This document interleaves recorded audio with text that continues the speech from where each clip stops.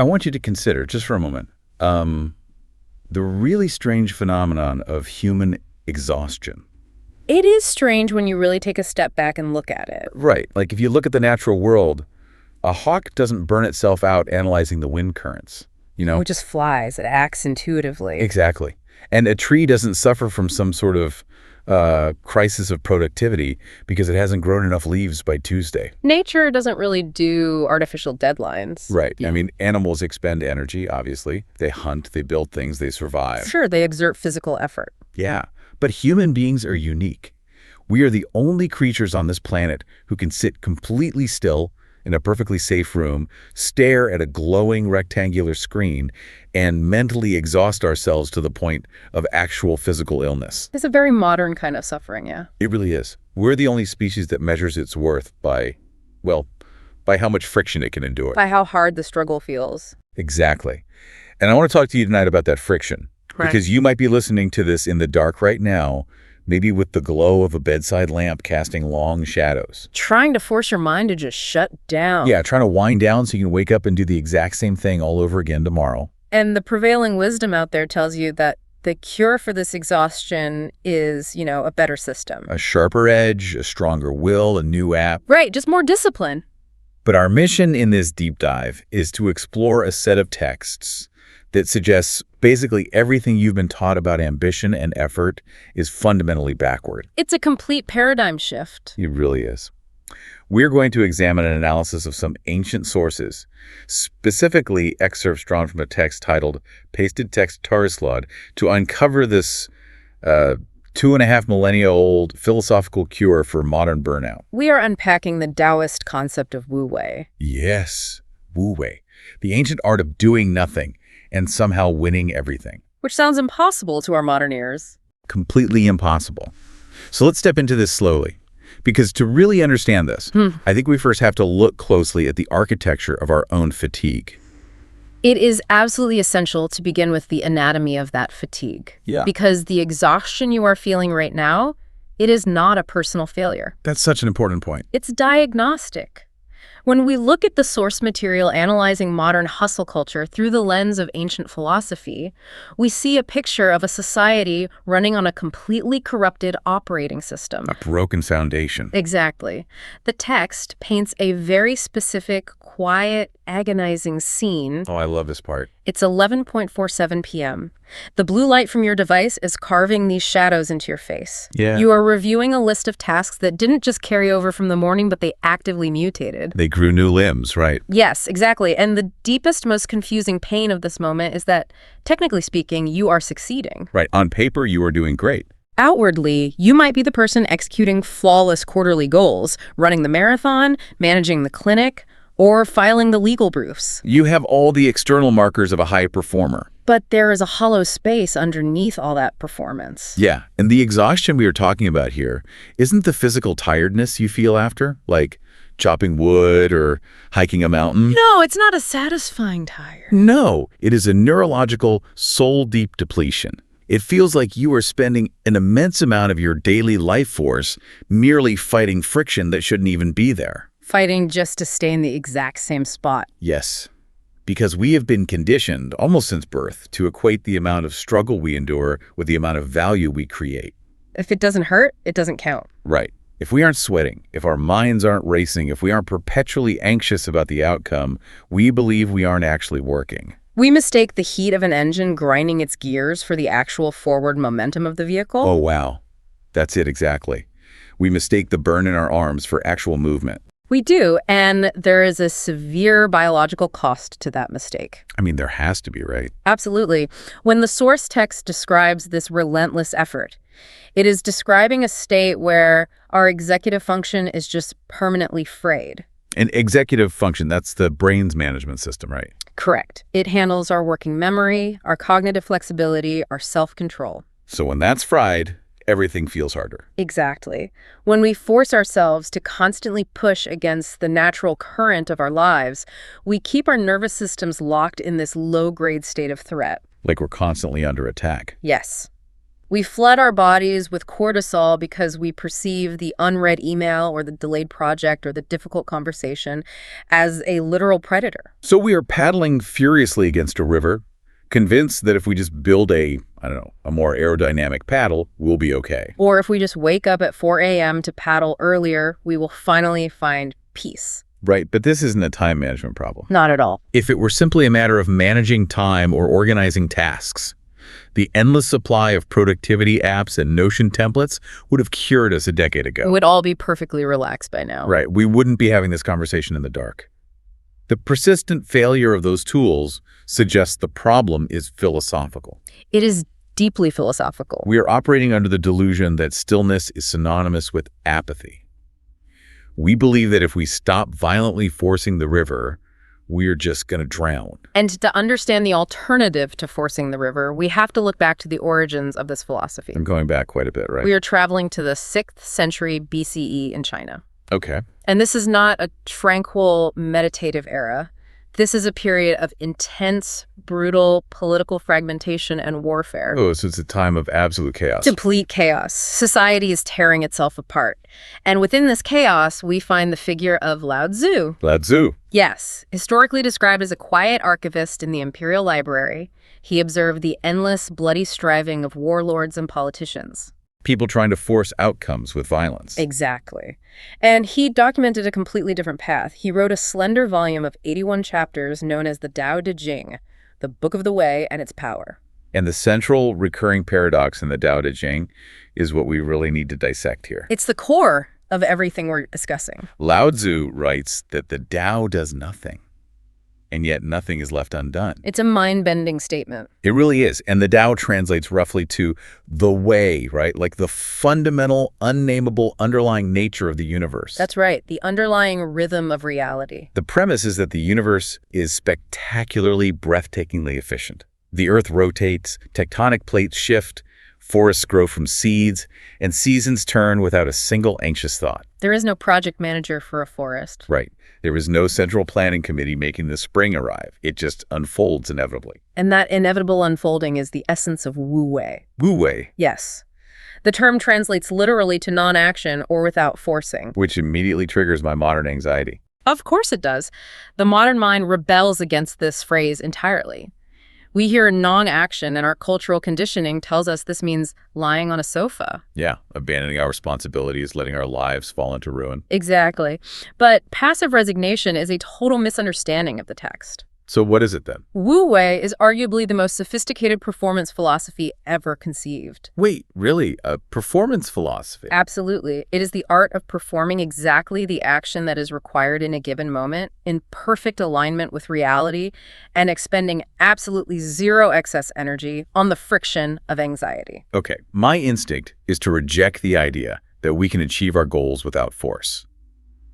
I mean, it sounds beautiful in poetry, but I want to look at this practically. Let's do that. In a highly competitive environment, whether that is medical school, a corporate boardroom, or even just managing a household of 3 kids, if you don't exert force, you get run over. That is certainly the prevailing belief. Right.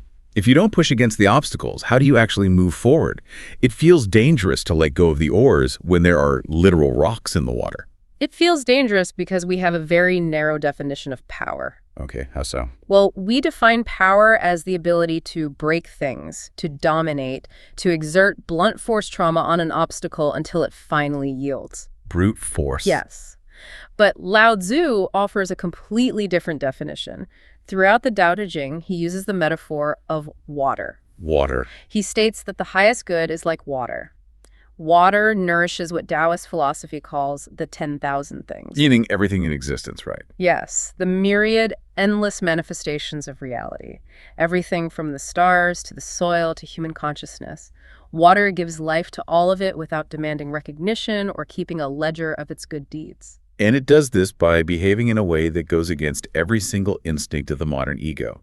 It actively seeks out the lowest places. Precisely. In our culture, everyone is fighting a bloody, exhausting war for the peak. Oh yeah, we want the summit, the high ground, the elevated status. But water, by its very nature, flows downward. It settles into the hollows, the valleys, the exact places that human beings typically ignore or disdain. Because it's not glamorous. Right. But because it does not waste energy fighting for status, it retains all of its intrinsic power. Think about what happens when water encounters a massive, unyielding boulder. It doesn't form a fist. No, it doesn't attempt to punch through the granite. It simply flows around it. It finds the path of least resistance. And through that yielding, flowing persistence, it eventually dissolves the stone anyway. It reshapes the geography of the planet, not by fighting the rock, but by remaining true to its own nature. It's the ultimate long game. The intelligence of water is that it doesn't treat the boulder as a personal insult. That's a great way to put it. It doesn't formulate a narrative about how the boulder is ruining its life or holding it back. Yeah. It just adjusts its flow. No ego involved. Right. If we map that onto human behavior, wu-wei isn't about giving up on getting past the obstacle. Not at all. It is about recognizing that spending emotional and cognitive energy hating the obstacle or trying to violently smash it when we lack the necessary leverage is just a massive waste of resources. It is the ultimate conservation of energy. But to apply this, we really have to look closely at where our energy is actually going right now. Why are we so exhausted? Exactly. The text points directly to the primary engine of our fatigue, which is our own minds. The overthinking. Yes. It introduces the concept of reckless doing. Reckless doing. Right. Reckless doing isn't just a physical flurry of activity. It is primarily psychological. It is action born of anxiety, fear, and the desperate need to prove our worth. I mean, we see this constantly in the modern workplace. Oh, everywhere. We see it in the form of micromanagement. We see it when someone spends 4 hours redesigning a presentation deck that was already perfectly clear simply because they are anxious about how they'll be perceived in the meeting. Or scheduling a meeting that absolutely could have been an email. Yes. We see it when a manager demands a detailed status report every afternoon, not because the project actually requires it, but because the manager is terrified of feeling out of the loop. The text refers to this exact behavior as fear in a business suit.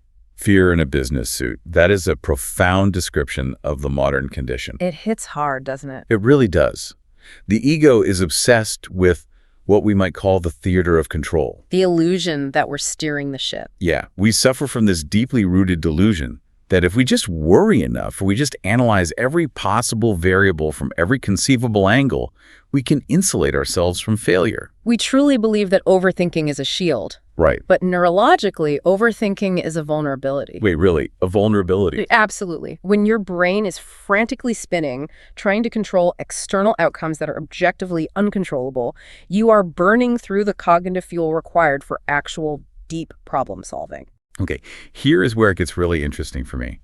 I want to pause on this concept of subtraction because it directly challenges the foundation of basically our entire educational and professional systems. How so? Well, Laozi wrote, quote, "For learning, every day something is added.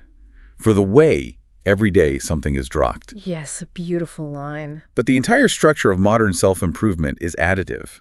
We are told to read more books, acquire more certifications, learn new software, optimize our diets, stack new habits. We treat ourselves like empty vessels that need to be filled. Right, with more armor and more weapons. And wu-wei suggests that you are already carrying way too much weight to move effectively. So mastery is actually subtraction. Yes. The mastery Laozi describes is not the accumulation of more tools.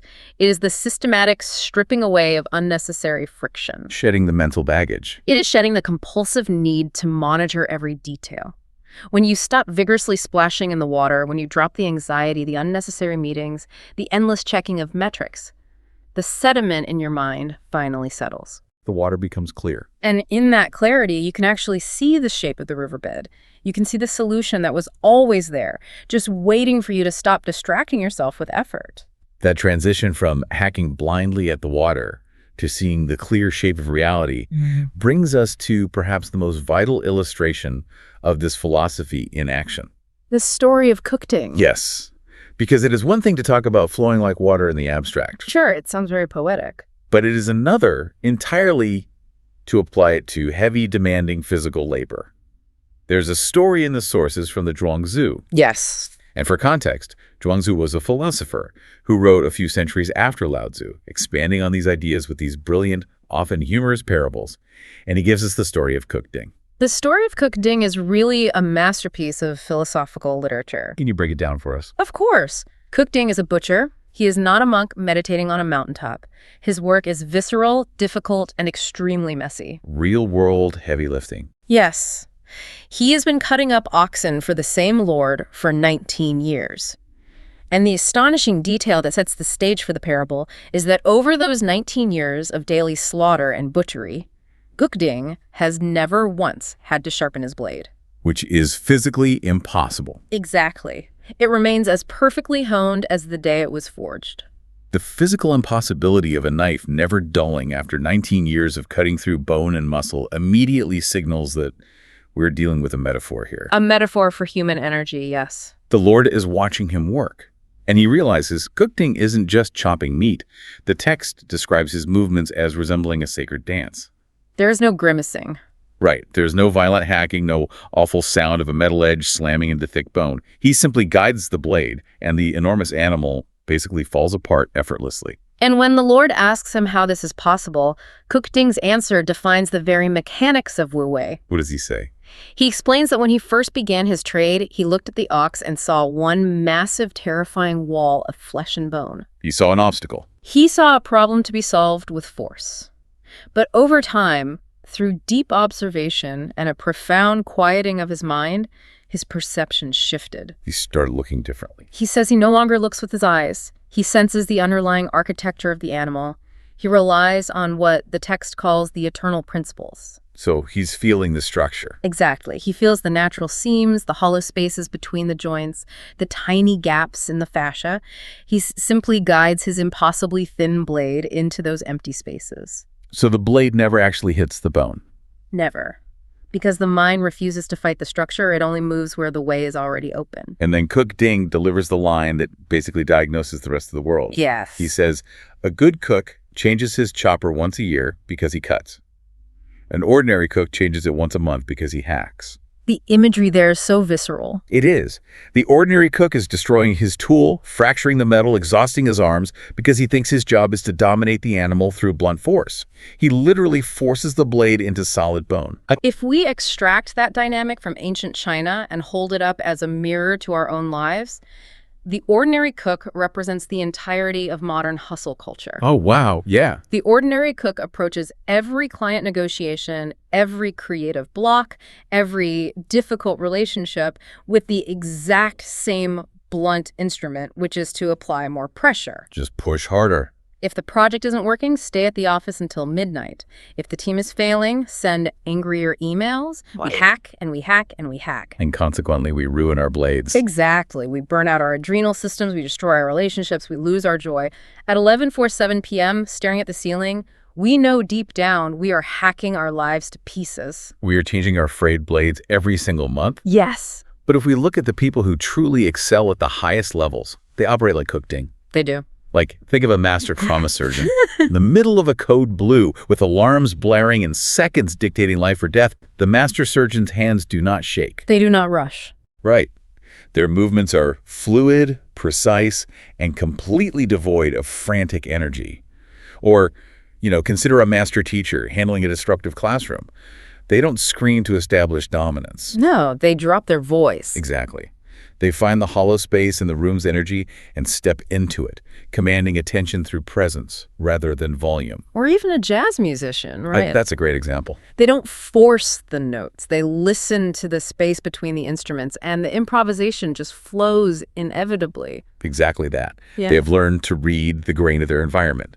They don't fight the fundamental nature of the people or the materials they're working with. They observe, they locate the path of least resistance, and they apply their energy precisely. It is vital to understand that Wu Wei doesn't mean the butcher simply stares at the ox and hopes it falls apart, right? No, the work must be done. But the energy expended is fractional, and the outcome is superior because the action is aligned with reality. So the practical question for you, the listener, is to audit your own life. Yeah, where are you hacking? Where are you violently hacking against the grain? Where are you forcing a relationship to be something it fundamentally isn't? Or where are you trying to browbeat a team into a workflow that completely contradicts their natural strengths? It requires an immense amount of self-awareness to recognize when you are fighting the bone. And honestly, it requires a lot of courage to stop. It does. Because in our culture, hacking looks productive. If you are sweating and stressed, people think you care. If you glide, People might accuse you of not taking it seriously. That cultural guilt is incredibly powerful, but there is a deeper psychological barrier we have to confront if we truly want to stop hacking. What's the deeper barrier? We have to look at the entity inside of us that actually enjoys the struggle. The ego. Yes. The Daoist texts speak frequently about the concept of reducing desires and minimizing the ego, and to translate that into our modern context, we really have to recognize how much of our exhaustion is self-inflicted by an ego that is completely addicted to comparison. Oh, let's break down the mechanics of that comparison. Think about the physiological response you have when you scroll through a social media feed or browse a professional networking site for just 60 seconds. Just a quick glance. Right. You see someone from your graduating class announcing a major promotion or a competitor launching a flawless product. Immediately, there is a low-grade voltage of panic in your chest. Your heart rate literally spikes. The ego instantly begins calculating your deficit. It creates a narrative that you are falling behind, that your messy reality is inadequate compared to their curated highlight reel. And the ego is fundamentally a mechanism of separation. Meaning it needs to be distinct from others. Exactly. It defines itself by how it differs from and ideally dominates its environment. Therefore, it views life not as a collaborative unfolding, but as a zero-sum game with absolutely no finish line. A game you can never actually win. Never. The ego demands recognition, status, and validation just to feel secure. The source material highlights a really staggering concept here: the energetic cost of performing success. Performing success. Maintaining the mask, projecting competence, obsessing over the optics of your career. This psychological performance consumes an estimated 40% of your total daily energy. 40%. I mean, that is almost half of your life force completely incinerated on the altar of public opinion. It's exhausting just thinking about it. It is energy that produces absolutely no tangible value, no joy, no deep connection.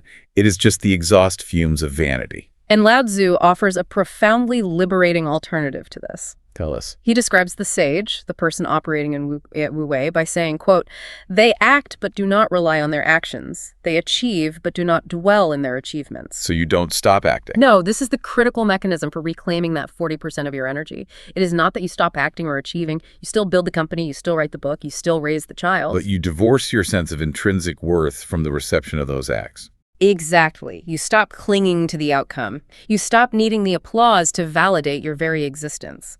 When you act from a place of Wu Wei, the joy is found in the gliding of the blade and the mastery of the moment itself, not in the medals they pin on your chest afterward.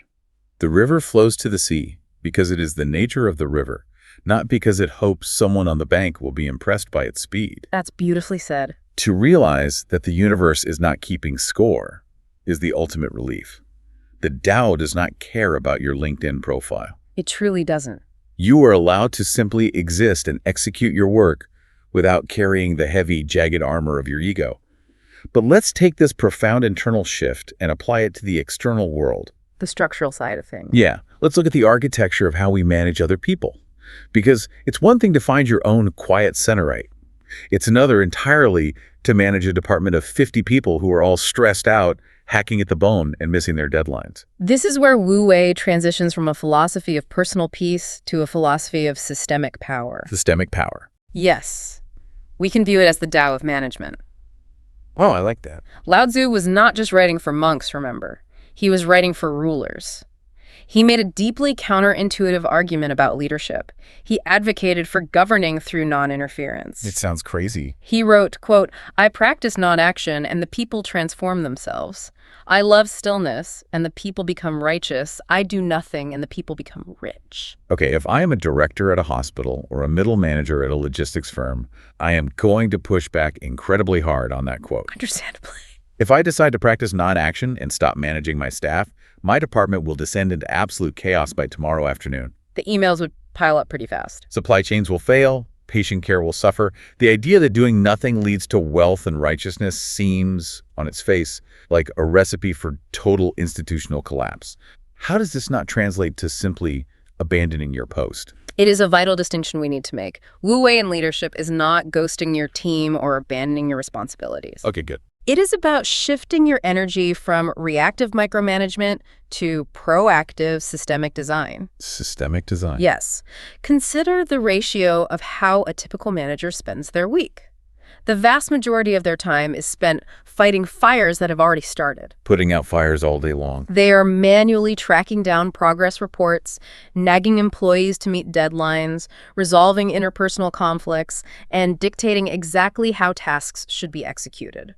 They are personally trying to push every single drop of water down the river. Which is just, that's exhausting for the manager. And incredibly demoralizing for the team. Nobody thrives when they feel a heavy hand constantly pushing them. It's like being a traffic cop standing in a busy intersection. Oh, that's a perfect way to put it. Right. You're waving your arms frantically, blowing a whistle, just trying to prevent accidents by sheer force of will. The traffic cop is exhausted and angry. Exactly. Ugh. Versus being the urban planner who designs a roundabout. A structural solution. The urban planner does the deep, quiet work of designing a system that naturally guides the cars in a circle, removing the friction. Once the roundabout is built, the planner steps back. The cars just govern themselves. The traffic flows not because the planner is screaming at them, but because the environment makes the correct behavior the easiest behavior. That is a brilliant translation of the concept. The Daoist leader creates the conditions for success and then simply steps out of the way. They design the riverbed. Exactly. Rather than spending their energy forcing behavior, they spend their energy designing environments. They build a structural architecture, whether that is a clear communication protocol, a well-designed software pipeline, or just a deeply embedded cultural trust that perfectly aligns with human nature. They locate the path of least resistance for their team. If you build the riverbed correctly, utilizing gravity and topography, you don't need to stand in the water and push the current. The water flows naturally. The system handles the accountability, which frees the leader to actually observe, to think, and to anticipate. That makes so much sense. And this idea of creating conditions extends beyond logistical systems and workflows, doesn't it? It goes much deeper, yes. It touches on the deepest, most invisible ways we influence the people around us.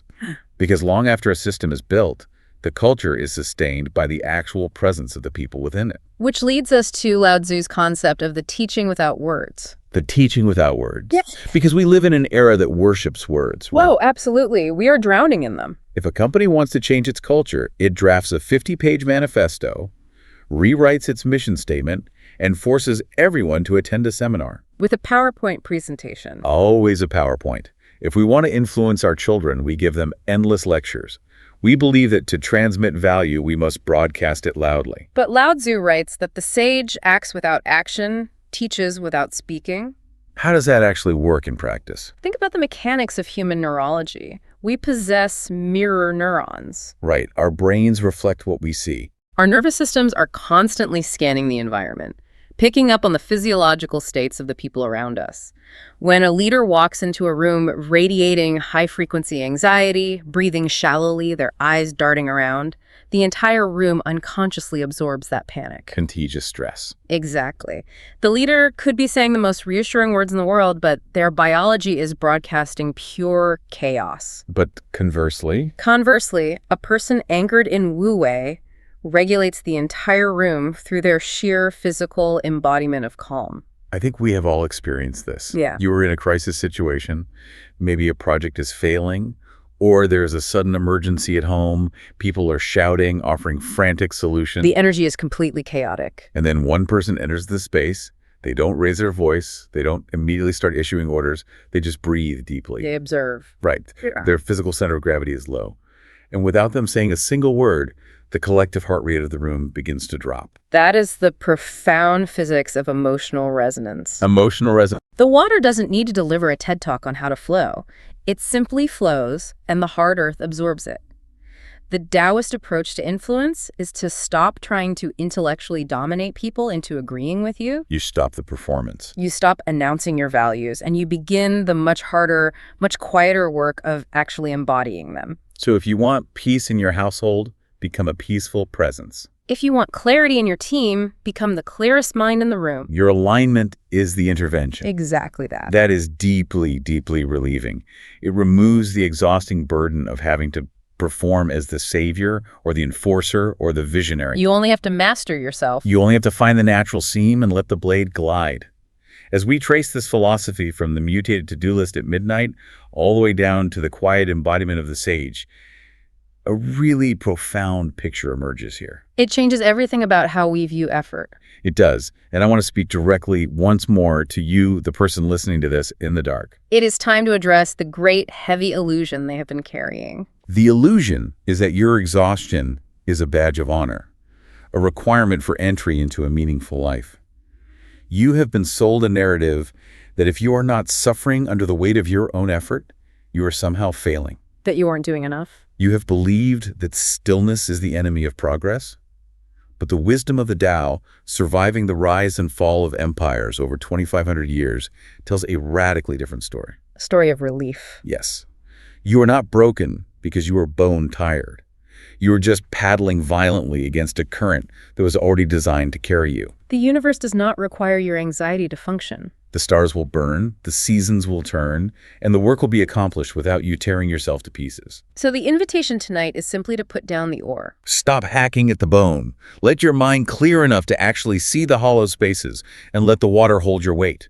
As you finally allow your mind to slow down, as the shadows fade and you prepare to rest, I want you to consider one final thought. What's the thought? We discussed how water derives its immense continent-shaping power by constantly seeking the lowest place.